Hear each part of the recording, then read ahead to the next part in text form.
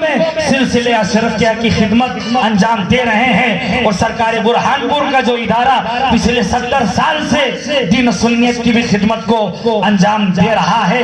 اب آئیے اسی ادارے کے ایک ہونہار بہترین شاندار فارغ عالم دین جن کو صوفیہ مالوہ کہتے ہیں، میں آپ حضرات کے سامنے پیر طریقت حضرت علامہ و مولانا عبدالحفیظ صاحب قبلہ اشرفی سے گزارش کروں گا کہ وہ آئے اور اختصار کے ساتھ اپنے خطاب کو پیش فرما کر ہم سامعین کے قلوب کو منور و مجلہ کرے، بس اس شعر کے ساتھ کہ خدائے پاک نے اس کو امان دے دی ہے، خدائے پاک نے اس کو امان دے دی ہے، نبی کے نام پہ جس نے بھی جان دے دی ہے اور نہ روک پائیں گے رضوان اس کو جنت سے، علی کے لال نے جس کو زبان دے دی ہے۔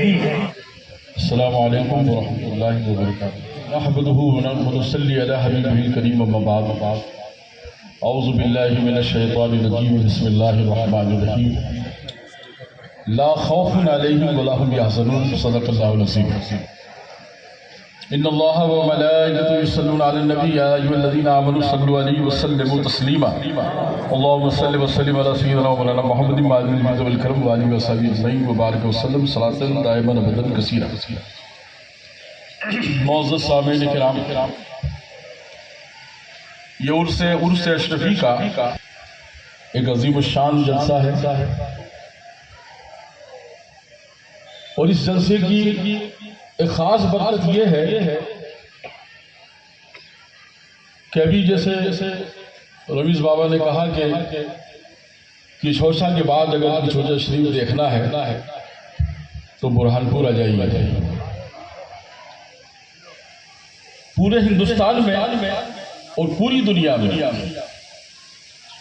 اعلیٰ حضرت اشرفی علیہ الرحمہ کے بعد سلسلے اشرفیہ کو جو چمکایا ہے پوری دنیا میں، اور آج یہ جو مجمع کثیر یہاں موجود ہے اور پوری دنیا سلسلہ اشرفیہ کو جو جانتی ہے، اس میں حضرت اعلیٰ حضرت اشرفیہ کے بعد جو ایک عظیم الشان کارنامہ انجام دیا ہے وہ حضور شاہ بخش اللہ سرکار برہان پور رحمۃ اللہ علیہ کی ذات پاک، اور پھر اس کے بعد 36 برس گزر جانے کے بعد بھی ایسا نہیں لگتا کہ حضور موجود نہیں ہے۔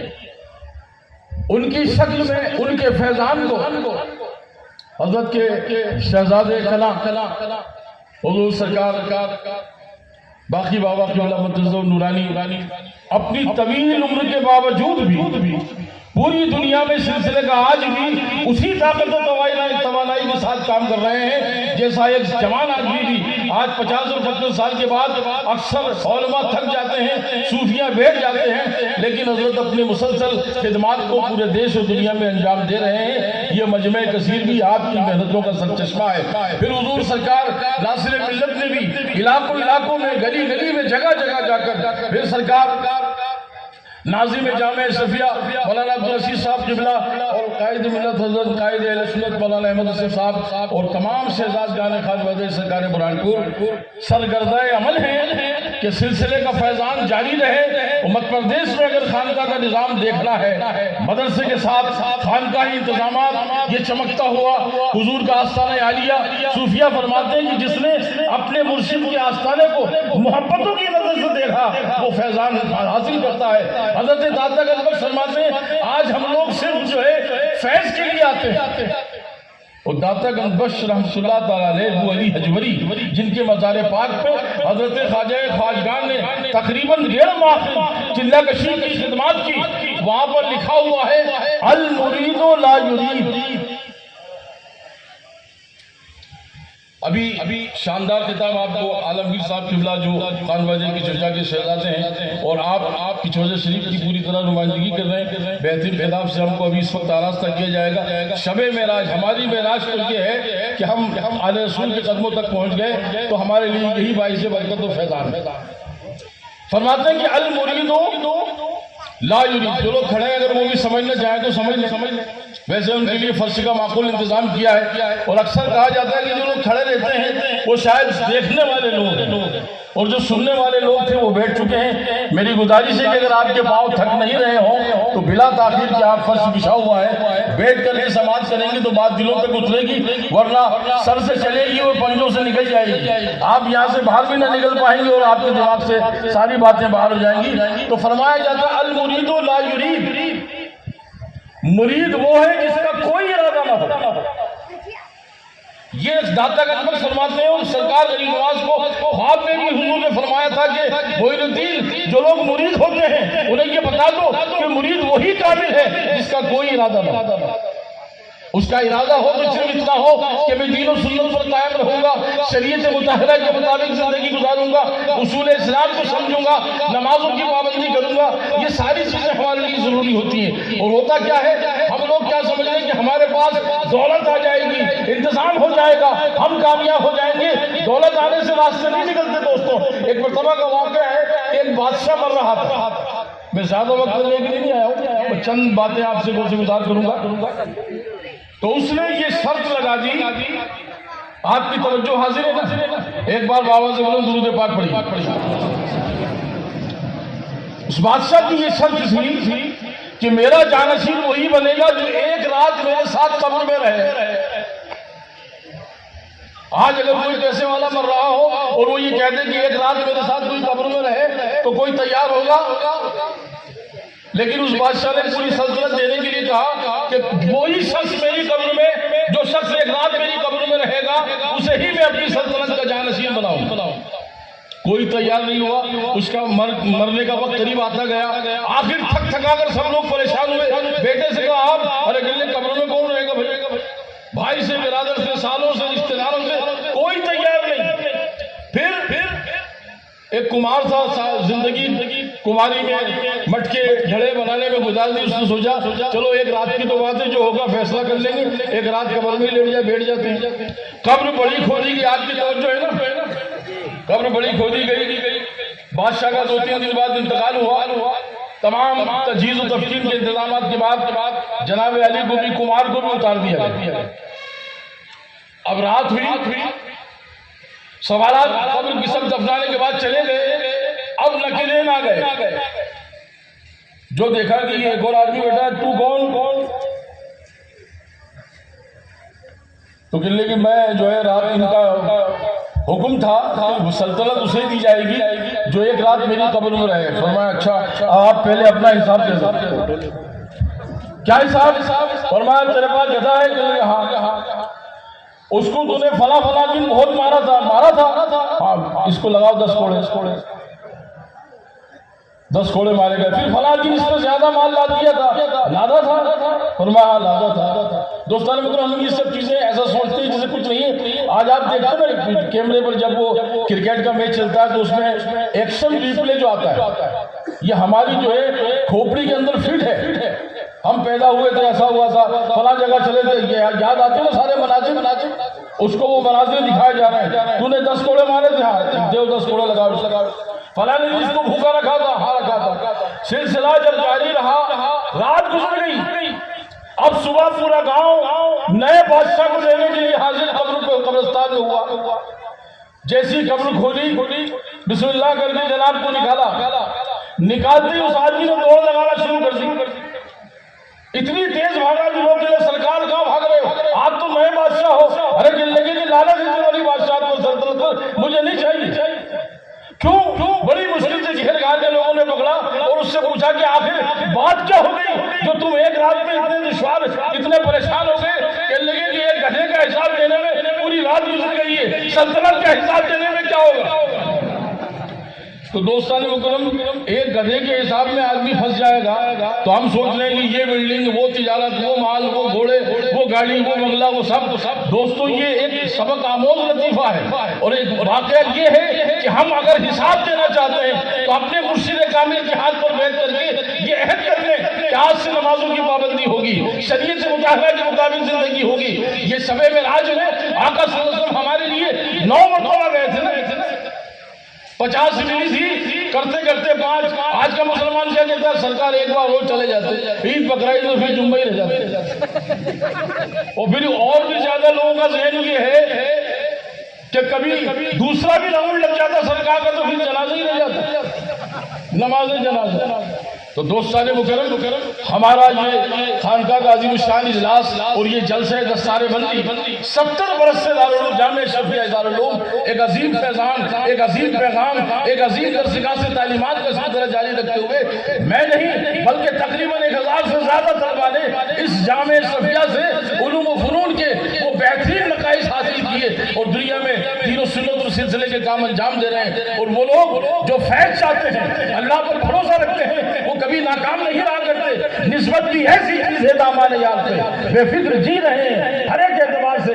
جب نسبت فیضیاب ہوتی ہے، فیضان ملتا چلا جاتا ہے، کامیابی ملتی چلی جاتی ہے۔ دو بات کہہ کر میں اپنی بات ختم کروں گا، اس لیے کہ ہمیں ایک بہترین اور شاندار اور جاندار خطاب سننا ہے۔ کچھ لوگ چاپلوس ہوتے ہیں، کسی کی تعریف و توصیف اتنی کرتے ہیں کہ ان سے کچھ انعام ملے گا، کچھ اکرام ملے گا۔ انعام تو خدا کی ذات دینے والی ہے۔ اپنے بزرگوں کے وسیلے سے اگر آپ توجہ رکھیں گے تو فیضان ملتا رہے گا۔ اور ان سے ہٹ کر کوئی کوشش کی طریقت میں صوفیاء کرام کا طریقہ تو یہ ہے کہ جب مولا کائنات کے چہرے مبارک پر جب اس ظالم پہلوان نے تھوک دیا تھا تو اس کی بوٹی بوٹی ہو جانا تھی، لیکن مولا علی کی شان دیکھیے، اب مارنے کے بجائے اسے بخش دیا گیا۔ اس پہلوان نے پوچھا حضور آج معاف کیوں کر دیا؟ فرمایا اب یہ میری جنگ ہو جاتی اور میں دین کے لیے لڑ رہا تھا۔ طریقت میں غصہ حرام، غصہ تو ویسے حرام ہے۔ اور پھر ایک بات اور بتا دوں، کشف المحجوب میں داتا گنج بخش فرماتے ہیں کہ صوفی کے لیے یہ طریقت کا راستہ کون سا راستہ ہے؟ بولیے آپ۔ طریقت کا راستہ صوفیوں کا راستہ۔ کس کا راستہ ہے؟ داتا گنج بخش فرماتے ہیں صوفی کے لیے سکون دل کی دعا مانگنا بھی حرام۔ اور ہمارا کیا عالم ہے جلدہ چلا کرم یا اللہ سکون عطا کر۔ ارے سکون تو خدا کے ذکر میں رکھ دیا ہے۔ رب فرمانا اللہ بذکر اللہ تطمئن القلوب، اللہ کا ذکر قلب کے اطمینان کے لیے کافی۔ تو خدا بندوں کی مدد فرماتا ہے۔ ایک بادشاہ تھا اور وہ بڑا چاپلوسی پسند کرتا تھا، جو اس کی تعریف کرے اس کے لیے انعام ہے۔ تو دو فقیر مانگنے والے آتے تھے۔ ایک فقیر کہتا تھا جب دے گا مولا دے گا، کیا دے گا آصف دولا، یہ اس کا طریقہ تھا۔ تو وہ بادشاہ کہتا تھا سالہ یہ جب بھی مانگتا ہے وہ کہتا ہے کہ جب دے گا مولا دے گا، کیا دے گا آصف دولا۔ میاں بیوی دونوں فجر کے بعد اپنی صحن گیلری میں بیٹھ جاتے تھے، وہ کہتا وہ کنارے سے نکل جاتا۔ اب دوسرا فقیر آتا، وہ کہتا جب دے گا آصف دولا دے گا، کیا دے گا مولا معاذ۔ تو اس کو فوراً بڑا انعام اکرام ملتا۔ روز یہ سلسلہ جاری رہتا۔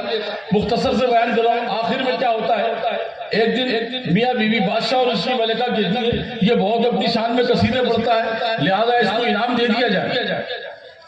گرمی کا زمانہ تھا، برہان پور کا تربوز سب سے بڑا ہوتا ہے، بڑے تربوز اس کے لیے لائے گئے اور سارا انتظام کر کے جب اس نے کہا جب دے گا آصف دولا دے گا، کیا دے گا معاذ اللہ مولا، تو اس کو تربوز اٹھا کر دے دے کہ جاؤ آج یہ تربوز لے جاؤ۔ انہوں نے سوچا ٹھیک ہے آج تربوز ہی صحیح، اور اتنا بڑا تربوز جو دو میاں بیوی میں بڑا لمبا ہو جائے گا، خراب ہو گیا تو فریج تھوڑی تھے اس زمانے۔ اس نے سوچا کہ اسے بیچ دیتے ہیں۔